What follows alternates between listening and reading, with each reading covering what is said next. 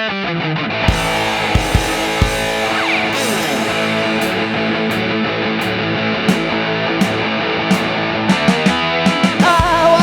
lumped up tonight. Listen to Rob Rossi and Rocker Mike. Hey everybody, I'm Rocker Mike, and Rob Rossi is with me as usual. This is the Rock Show, episode 204. 204, and, yeah. Yeah, man, we're moving right along. This show is going to be about the Tubes. Kind of forgotten band a little bit. Okay, they were big in the 70s. Yeah, that's them. They were very theatrical when they started. Is the singer Rick Anderson, excuse me. They were known mostly for the song White Punks on Dope, which was a great tune. And they had some commercial success in 1983 with the MTV hit She's a Beauty. It was actually a top 10 U.S. Billboard hit as well. So we'll talk about them today. You remember these guys, right? A little bit, Rob? Yeah, they're old school. These guys were strange too, man. Yeah. That guy was always half naked, like Iggy Pop. Yeah, right. Exactly. You know, they were kind of like on the college circuit in those days and played a lot of colleges or wherever they, you know, if it was a regular venue, they were kind of like the band that was considered like weird and stuff that you could have open for somebody that was more established. Yeah. You know, and they weren't quite punk, even though they had the song White Punks on Dope. They were kind of like their own thing. You know, they're actually, did you know they're actually the band that's performing in the 1980 film Xanadu? No. Yeah, they're in that. That's pretty funny. That is funny. Xanadu, I remember that. What a shit show. Olivia Newton-John, yep. They sang the song called "Dancing" on there. That's opposite of a big band type thing. All right, so their history starts in 1972, in March of that year, in San Francisco. And it features, when they got together, it featured members from two Phoenix, Arizona bands that already existed. They relocated to San Francisco in 1969, these bands. One was called The Beans. Sometimes they called themselves the Radar Men from Uranus. Okay. You know where this show is going. All right. And that included Bill Spooner, Rick Anderson, Vince Welnick, and Bob McIntosh. The other was a band called the Red, White, and Blues Band, which featured Prairie Prince, Roger Steen, and David Killingsworth. After performing at the Expo 70 in Japan, Killingsworth left the Red, White, and Blue Band, leaving Steen and Prince to audition new bass players, which was unsuccessful. Before moving to San Francisco, the Beans had been a local favorite in Phoenix, selling out shows with a tongue-in-cheek concept rock show called The Mother of Ascension, which featured costumes and props, theatrical props. After moving, Bill Spooner worked at the Fillmore West Concert Hall, sweeping floors in between Bean shows at the Longshoremen's Hall and other minor venues. Okay. The band's loud, heavy jamming style did not attract much attention, and the band needed to go back home to Phoenix. There they would sell out shows, which provided enough money to pay their rent. The Beans' manager and former Alice Cooper drummer John Spear suggested they add Prince and Steen, along with their roadie John Waybill, to one of these shows. Waybill's nickname among the band was Fee, short for Fiji, thanks to his copious head of hippie hair. Okay. The Radar Men from Uranus played the Celebrity Theater in Phoenix, as well as a show in Mexico where they were run out of town by the police. And it was where Rick Anderson almost drowned after he was washed out to sea while swimming.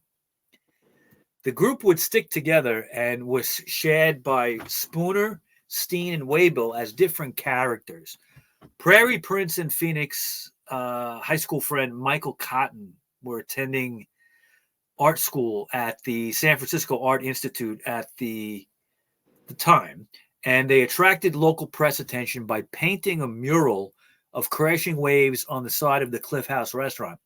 Cotten was asked by Spooner to buy an ARP synthesizer instead of a film camera and began to perform with the band as well as create props and costumes. One of the first Tubes shows was at the Art Institute cafeteria as part of an art show for classmates and future Hollywood director Catherine Bigelow. You heard of her, right? Yeah. Now, while experimenting with their stage show and art, Prince and Cotten met model Ree Stiles while painting the Cliff House mural. Stiles had been born Shirley Marie McLeod on March 30th, 1950 in Middelburg, Netherlands. She had appeared in both Alejandro Jodorowsky's The Holy Mountain and Sun Ra's Space is the Place, and posed for Playboy and Penthouse too. Okay. By 1975, she was credited with clothing design and dance coordination for the band. On stage, she would play Patty Hearst and dress in wild leather outfits during the Mondo Bondage dance with Waybill. By 1979, she and Prince were married. Okay, Prince in the band. We're not talking Prince, the Prairie Prince. Okay. After several years of playing biker bars, the band needed help. They had a temporary agreement with producer David Rubinson and played on bills with the Pointer Sisters and Sylvester, but were still trying to find an audience. Now, think about that. Okay, these guys are playing with Sylvester, who was like a transsexual disco guy. Yeah, looked like a girl. Okay, that song "You Make Me Feel Mighty Real." That was Sylvester. Okay, so and the Pointer Sisters, who were more R&B at that point, but still, that's an interesting combination. That's a very interesting combo. Now, Prairie Prince had been hired by newly formed jazz rock band Journey, The Journey, to record demos, and approached their manager Herbie Herbert, a former Santana roadie and Bill Graham employee. Herbert made a deal with Graham that if the Tubes could sell out 3 local shows, Graham would give an opening slot on the show of his choice. Wow. So Herbert booked shows at a local club called The Village, which sold out thanks to themes inspired by the San Francisco post-hippie underground culture, such as the Streakers Ball and Mondo Bondage. Much to Graham's dismay, Herbert chose an opening slot for the upcoming Led Zeppelin show at Kezar Stadium. Okay, so the Tubes opened for Zeppelin. Graham had to do it. Okay. Wow. Okay. The band pulled out all the stops, including Waybill dressed as an early version of a character called Quaalude, throwing cocaine, okay, which was, they used flour, and pills, which was candy, at the crowd, who then threw it back at them. Graham threatened Herbert that the band would never play in San Francisco again, but calmed down and eventually fell in love with the band, booking them at Winterlands in San Francisco and other California venues for New Year's Eve shows and Halloween. After the 1973 Zeppelin show, Herbert wanted to manage the band, but Spooner and the group went with local management team Mort Moriarty and Gary Peterson, also known as the team as Bag of Bucks. Bag of Bucks. Moriarty was interested in the use of video in rock music and saw the Tubes stage show as the future of music videos. Bob McIntosh died of cancer at this time, leaving Prince as the only drummer. They had 2 drummers, actually, at one point. Okay. Wow. In 1974, Bag of Bucks filmed a Tube show at the California Hall and shopped the video demo around Los Angeles. George Daly, Columbia Records head of AR in San Francisco, made some Tubes demos, but CBS corporate headquarters in New York City would not agree to signing the Tubes to Columbia due to the radical nature of their art. The character named Quaalude throwing flour in the audience that looks like cocaine, you know. After 18 months with no success at his own label, Daly, at the suggestion of Rick Wakeman, finally pitched the group to competitor A&M Records, where his former Columbia East Coast A&R colleague and friend Kip Cohen had recently headed the A&R division. Daly personally flew managers Moriarty and Peterson down to L.A., and Cohen signed the Tubes to A&M, a rare example of cross-company support by major label executives. That doesn't happen too much. Yeah, not too much. Working with lawyer Greg Fishback, the band signed with A&M. The Tubes' first album was called self-titled, The Tubes, 1975, was produced by Al Cooper. Okay, Al Cooper is the famous guy that does the organ part in Like a Rolling Stone by Bob Dylan. Okay.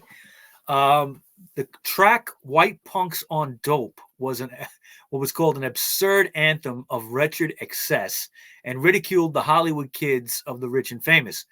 Since then, the song had been covered by Motley Crue, Parade of Losers, and the German rock musician Nina Hagen took the tune and set new lyrics to it, okay, in German. We talked about that, remember? Yeah. When we did the show on her. It was called TV Glotzer or couch potato, but it was the same music, basically, just different words. Using this song on her that was her debut album, Nina Hagen Band, 1978.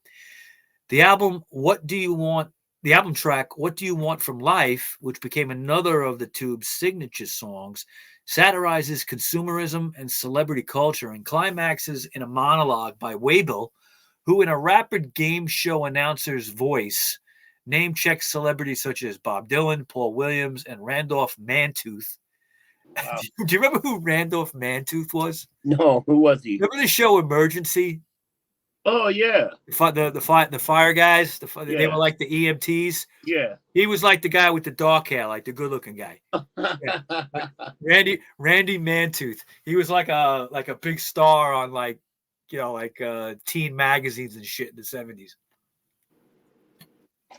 So, like David Cassidy. Yeah. So American vehicles such as a herd of Winnebagos was mentioned, okay, and also a Mercury Montclair was mentioned in their songs. If you're an American citizen, you're entitled to that. That's what they were trying to say. They're like joking around. And in 1975, the band created a stage show unlike any other. After hiring Kenny Ortega to direct and choreograph it, comedian Jane Dornacker and her band Leela and the Snakes, an event support / video pioneer TJ Mikos to run a live video feed with films for each song. The show was critically acclaimed and broke them into show business in LA during sold-out runs at the Roxy Theater, David Allen's Boarding House, and Bimbo's in San Francisco, as well as the Bottom Line in New York City they played. Compared at the time to the Rocky Horror Picture Show, okay, the Tubes stage show was closer to Saturday Night Live, actually, with its mix of topical satire and subversive postmodern Andy Kaufman-like routines, such as Waybill beating up a couple in the front row who would, they'd be planted there. It was fake, they'd be planted there for every show. During the song Crime Medley, then taking off his disguise as the band launched into Mondo Bondage and a huge stack of Kill amplifiers made out of cardboard, falling on Quaalude during the finale of White Punks on Dope. Okay. The band was part of the mid-70s underground comedy scene that included the Credibility Gap, Firesign Theater. Firesign Theater was funny. I remember listening to their records as a kid. Like it was an adult thing listening to that, Firesign. Ace Trucking Company, Kentucky Fried Theater, Groundlings, and Ken Shapiro's Channel 1 Video Theater, and also National Lampoon. They kind of were like musical, but they were getting into this like comedy world as well because of the theatrical stuff. In 1975, they were offered a spot on Saturday Night Live with Howard Cosell and NBC's Saturday Night. But manager Mort Moriarty wanted the band to be able to play several songs in a row to show off how tight their transitions were. Both shows declined them. And without major network appearances, the Tubes missed out on huge TV exposure, cementing that they would stay at a cult status until the early 80s. The band's touring crew was up to 24 people at this point. That's a lot of people. Yeah, making it hard to tour for the standard weeks on end. most bands of the era were committing to build a fan base. So, you know, the way their show was kind of worked against them as well as becoming big. That's crazy. That's crazy. Yeah. Their second album for A&M was called Young and Rich. It came out in 1976. It was produced by Ken Scott, and it featured the song Don't Touch Me There, which was a very suggestive duet between Waybill and Styles, which was arranged in classic wall of sound, like Phil Spector sound, by Jack Nitzsche himself, who worked with Phil Spector. The song was co-written by Ron Nagel and Tube's dancer/vocalist Jane Dornacker. The band toured America with a new stage show, including new numbers, tracks like Slipped My Disco, Madam, I'm Adam, and Pip. They also played several sold-out nights at the Shrine in Los Angeles and Bimbo's in San Francisco. Mingo Lewis joined the band after performing several shows with them at Bimbo's. They were ready for a third album. It came out in 1977, and it was aptly albums out. Yeah, every year. The album was aptly called Now, and it was an attempt to kind of write less satirical songs with the band, sharing songwriting duties with Bill Spooner. It was recorded while the band was playing a special engagement on weekends at the Whiskey in LA. They played a small American tour of the West Coast and a month-long run at San Francisco's Palace of Fine Arts, featuring the band's most elaborate stage show to date. The band had met manager Ricky Farr at a show opening up for Alice Cooper. Farr fell in love with the band's stage show and agreed to manage them after they sued Bag of Bucks, their original promoters. Bag of Bucks. Yeah, to get out of their contract because I think they were getting ripped off. Dude, how did these guys do in Europe with their stage act? Well, it must have been chaos. Yeah, I mean, they did play Europe that album, okay? And they created kind of like a best of stage show for that tour, best of everything they did before, okay? They ended up getting banned in several towns and attracted front page attention for their dark satirical stage show that spoofed American consumer culture with dancers, video, and sketches. They appeared on the Old Gray Whistle Test and played the song God Bird Change and White Punks on Dope.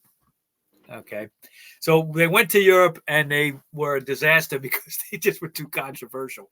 You know, after their live record came out in 78 called What Do You Want From Live, recorded during their record-breaking run at the Hammersmith Odeon in London, the band toured America and played a sold-out run at the Pantanges Theater in Hollywood, which attracted celebrities such as the cast of Laverne and Shirley, Cher, Kate Jackson, that's Sabrina from Charlie's Angels, and Gene Simmons from Kiss.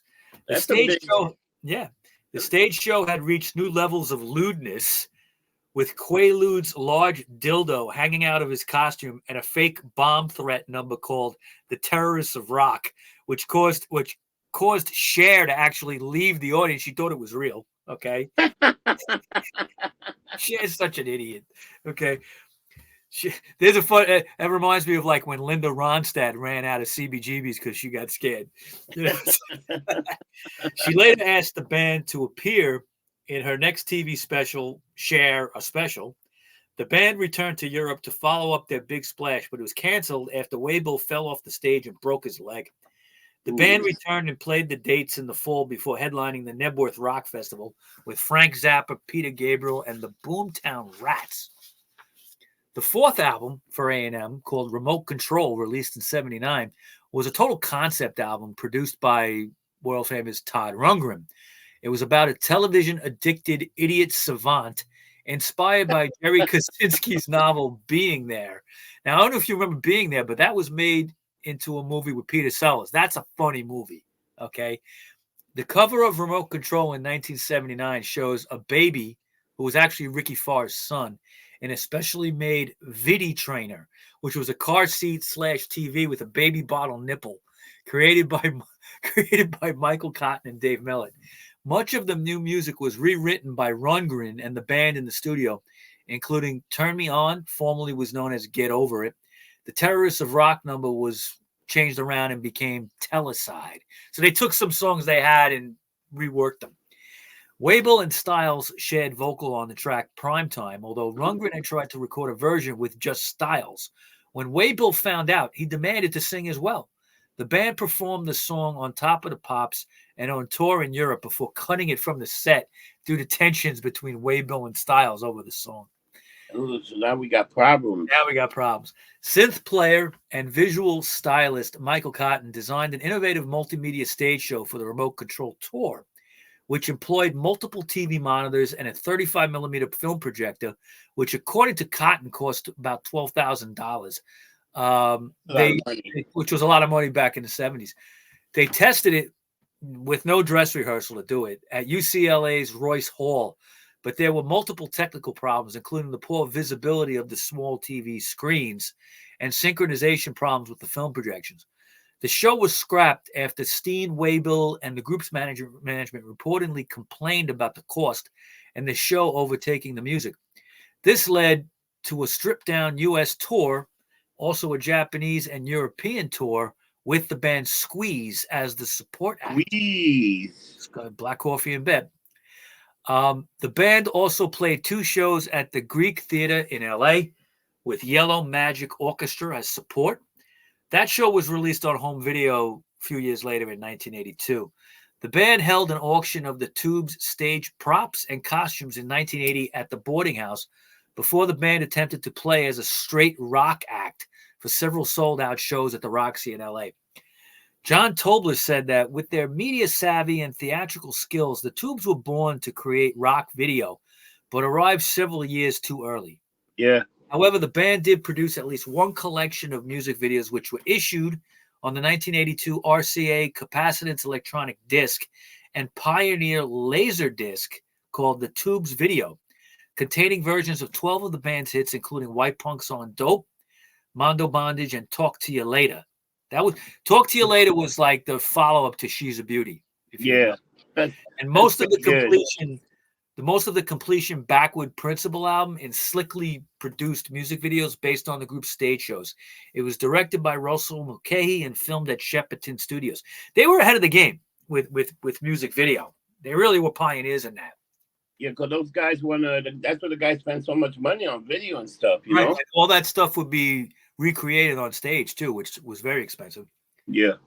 The Tubes put their creativity and art skills mainly into their live performances, in which songs could be full-fledged production numbers with props and costumes built at the Tubes warehouse by the band, crew, and friends.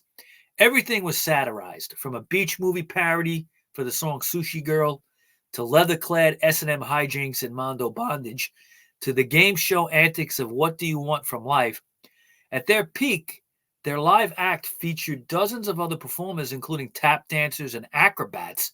The Tubes' stage productions were choreographed by Kenny Ortega and featured cast members Jane Dornacker, Leroy Jones, Michael Holman, Michael Springer, Cindy Osborne, Helene Guo, and Mary Niland from 1975 to 1977. They were like in rare form.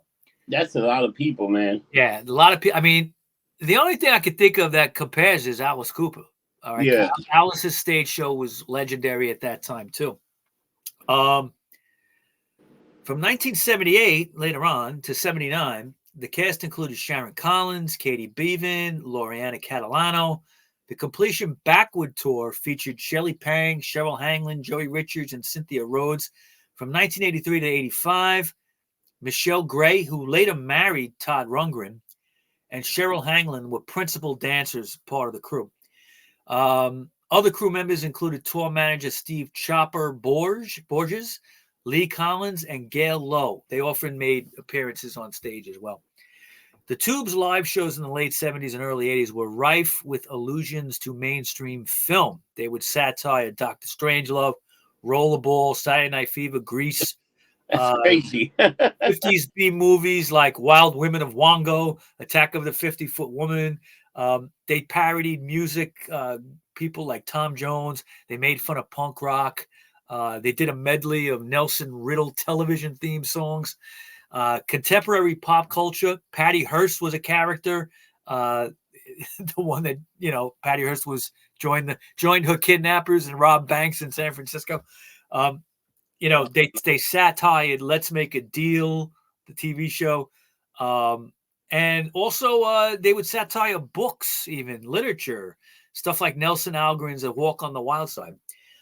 These shows were expensive to produce, however, and while they earned the band a reputation for being one of the most entertaining live acts of the time, by the early 80s, entertaining, Yeah, but by the early 80s, they were in some serious debt to A&M. And after they'd sold their song rights for tour support as well. That's not good. Yeah, so that's not good. They would end up being dropped by A&M soon, okay? Their fifth album, the self-produced Suffer for Sound, was meant to complete the group's contract with A&M. The recession at the time, just like now, had affected the music industry, and many other bands were cut from A&M at the end of the 70s. The band owed a large amount of money to A&M. And after playing the new record for Jerry Morse at A&M, Ricky Farr insulted Morse's taste in music to ensure that the band was let go and able to sign with a new label. So he just pissed off the record label enough to get out of it. Yeah. They then would sign to Capitol Records. They would be signed by Bruce Garfield and Bobby Colomby. They had to tone down their X-rated sketches a bit for the live shows and redesigned themselves as a smaller ensemble with a view to release more accessible hits. Yeah. The band worked with Bobby Colomby to find a new musical direction for them and then met with possible producers, including Jeff Skunk Baxter, and they ended up settling in with producer David Foster. The Tubes and David Foster record Gonna Get It Next Time for the soundtrack of Chevy Chase's Modern Problems, which was directed by Ken Shapiro. Remember that movie where Chevy Chase is an air traffic controller, and he's driving in his car, and a truckload of radioactive shit leaks on the car and he's driving. And remember the scene where his hair is all standing up? He gets all these psychokinetic powers. He thinks he's moving around the room, and his hair is straight up, and he's smoking a big joint. He's like, I love it. They did the music to that movie. I always liked that movie. That's a good movie, yeah. Now, the Completion Backward Principle, released in 1981, was engineered by Humberto Gatica and produced by David Foster. It featured the classic rock radio staple Talk to You Later, written by Waybill, Foster, and Toto guitarist Steve Lukather. The songwriting credits were shared again, but included input from all members, including Attack of the 50-Foot Woman by Prince, Think About Me by Cotten, Don't Want to Wait Anymore by Vince Welnick, and Matter of Pride was written by Steen. The album was a satire of Reagan's Morning in America speech, corporate movement, and included pictures of the band cleaned up and wearing suits. The band also had their first top 40 hit in the United States in 1981 with the song Don't Want to Wait Anymore, with vocals by Spooner.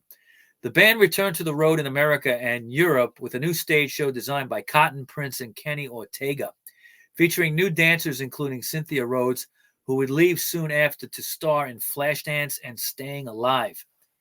Styles was said to have left the band. Waybill said at the time that she was going to a Hollywood movie career or something. Styles, Cotten, and Prairie Prince played as the Boring Squares in San Francisco in 1980. The trio were also said to have played a show on Bora Bora, the island Bora Bora, in 1984. While on tour in Italy, the Tubes were forced off stage by local police with machine guns, and they escaped the country with the promoter's money after he failed to deliver professional shows. The single Sports Fans was recorded live during halftime of the legendary San Francisco 49ers The Catch game. Yeah. Tubes crew members can be seen on the sidelines in the slow motion replay. As the band gained more mainstream popularity, Waybill auditioned for roles in the movie Night Shift and Streets of Fire, and also appeared on two good movies. Also appeared on Late Night with David Letterman 2 times. Outside Inside was produced by David Foster in 1983 and included the number 10 U.S. hit She's a Beauty. So I misspoke earlier. I was thinking Talk to You Later came out after She's a Beauty, backwards, the other way around. Okay. The album was recorded with several studio musicians, including members of Chicago and Toto. The slicker sound added to the tension between the art-oriented members of the group. Okay, so now you're getting like this tension going on where some guys want to stay kind of artsy, weird, and the other guys want to change, and the other guys want to just play music, okay, and look a little slicker. So, in fact, Cotten, Spooner, and Prairie Prince were the more artsy types of the group. The band performed the Monkey Time on Solid Gold, the TV show Solid Gold, and toured the United States, mostly playing theme parks like Six Flags Magic Mountain and colleges for a new generation of fans. The band also filmed an hour-long concert special at the Kabuki Theater in San Francisco, which played on MTV and was directed by Jim Yukich. ShesABeauty won a Song of the Year, and the Tombs performed live at the BAM Music Awards. In 1984, the band teamed up with Todd Rundgren again for their 8th album, Love Bomb. Tired of spending money at other recording studios, the band built their own, for Rundgren. They called it Cavom Sony, and XTC recorded several tracks there as well with Todd Rundgren for the album Skylarking, on which also Prairie Prince played drums on that with XTC. Glenn Tilbrook of Squeeze came back for the song Night People. The entire recording process was videotaped by a camera crew on Betamax. Bruce Caulfield and Bobby Colomby were dropped by Capitol in the company-wide layoffs that took place pre-reorganization, and like many of their label mates, the Tubes ended up being released. However, this occurred just as they were going on tour in support of the album. The band found it necessary to self-finance the tour. They didn't have the record company backing at that point. Basically, they left the. Okay, I'm sorry. The band found it necessary to self-finance the tour as a matter of respect to honor their commitment to their fans. They wanted to keep playing. They didn't want to lose anything with this. Yeah. The Tubes also recorded several songs for the movie soundtrack Hard Bodies, My Science Project, and Heavenly Bodies. Bill Spooner also recorded a solo album titled First Chud, released on the band The Residents record label Ralph Records. Spooner's next solo project was Mall to Mars, recorded with co-producer Jim Blake and featuring fellow Tube members Prairie Prince on drums. Not to mention that the band actually ended up going about $500,000 in debt to do that tour. Wow. Okay, which they tried to self-finance. The concept album was called Mall to Mars. It was released on Visible Records and a label owned by longtime Tubes music publishing associate / copyright administrator Richard Kay, and contains several cover versions, including the theme from Star Trek, Dimming of the Day, and They Kicked Me Out of the Band. That he claims is not true. He says he actually quit the Tubes. So the band, now they got solo things going on. It's kind of like falling apart. Waybill released a solo album produced by David Foster called Read My Lips, and it was put out on Capitol in 1984 and was on-camera talent for the 1985 MTV Video Awards. He also enjoyed a fruitful writing partnership with Capitol Records label Richard Marx. Their most popular and well-known collaboration being Edge of a Broken Heart. That was a big hit for Richard Marx. That was a big hit. I mean, I think it sucks. But it was actually, you know what? Wait a minute. That's not the song I'm thinking of. Edge of a Broken Heart was written by Richard Marx, but it was recorded by Vixen. It's that song. Okay, remember that? The blonde girl's Vixen? Remember that? Yeah. Edge of a Broken Heart. That's actually, as far as hair metal goes, it's a pretty good song. Yeah, that was a pretty good song. I remember that. I was thinking of that Richard Marx song. That was a big hit. Oh no, Richard Marx? No, fuck that guy. Yeah. I mean, he wrote that, but his solo shit I can't deal with. Now, Waybill would leave the Tubes in 1986. Later in the year, the remaining members of the band hired longtime friend from Phoenix, Arizona, David Killingsworth, as lead vocalist. Killingsworth had been the singer in the Red, White, and Blues band with Prairie Prince and Steen early on. The band appeared on The Late Show starring Joan Rivers on Fox in 1987 and played Talk to You Later, a new song called No Baby's Gonna Break My Heart, And they also got interviewed by Joan as well.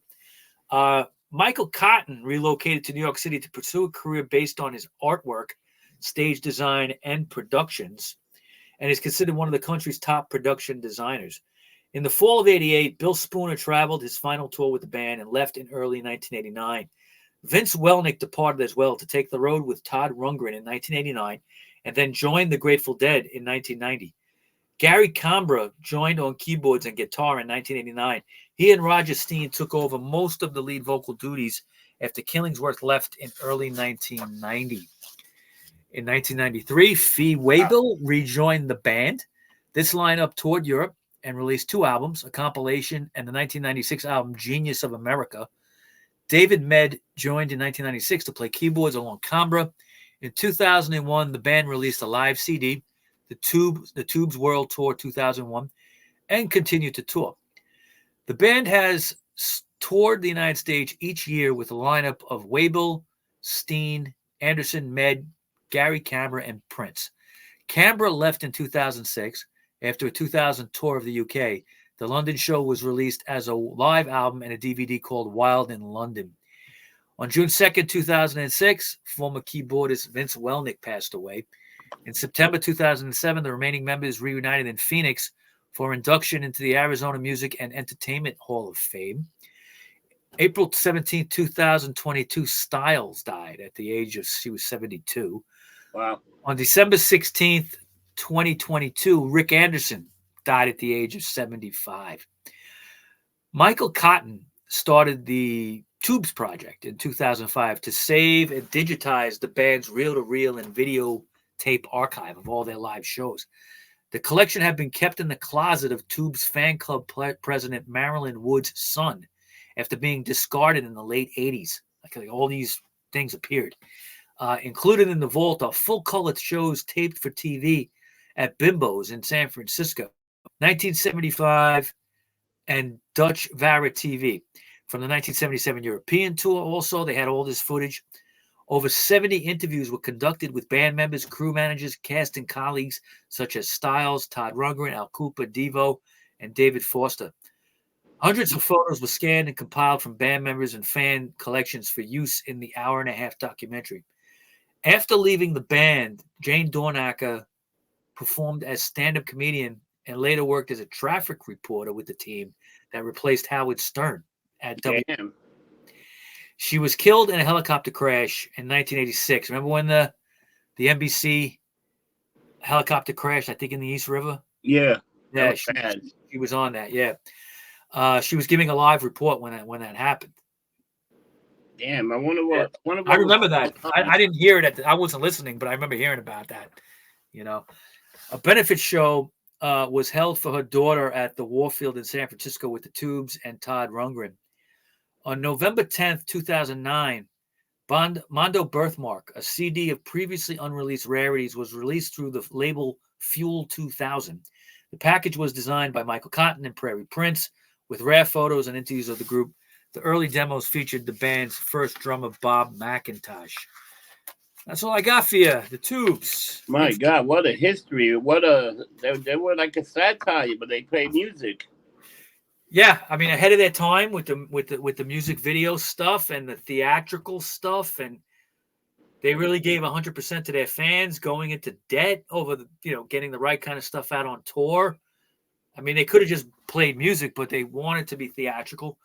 Yeah. As years went on, after a while, you gotta get tired of that. You just want to be a band and just play. Yeah, music. I mean, and that happened with Alice Cooper too. Okay, I mean, when his band was breaking up, it was over the fact that the rest of the guys wanted to be less theatrical and he wanted to be more. So, but it's not easy to do. And they did it for a long time and they did it on their own terms. And I think that that's great. And I think that they're one of these cult bands. They stayed that way because they were so limited as to their money and, what they could do. They're just a cult band, but they're great. She's a Beauty was a decent song. Talk to You Later was a decent song. But really, I mean, White Punks on Dope is like their best song. All right, Mike. So thank you for all the information. What a wonderful show today we had. The Tubes and a strange band. So how can we find you? You can find me on the internet. I'm all over the place. Instagram and Twitter, or now known as X, Rocker Mike 212. I'm Rocker Mike on all the others, Cloud Hub, MeWe, Truth Social, Getter, all that. You can find me on Facebook under Rocko Mike, and of course the Rock Show podcast group page, which is very much about this podcast. Yeah. Yeah. And a lot of song of the day and song of the night, and the lumped up song of the day too. Exactly. How about you? Where can we find and you? Me, you can find me on X. Jesus Christ. Instagram, Facebook, and pretty much those social platforms that I use. And then remember, if you like the show, subscribe and hit a like button because we need those likes. All right, guys? Exactly. And this is episode 204, and we're heading to 250 soon. Wow. We're getting there. We're getting we got more episodes. We got more episodes than Welcome Back, Cotten. Yeah. All right, brother. That note, don't get drunk. You get lumped up.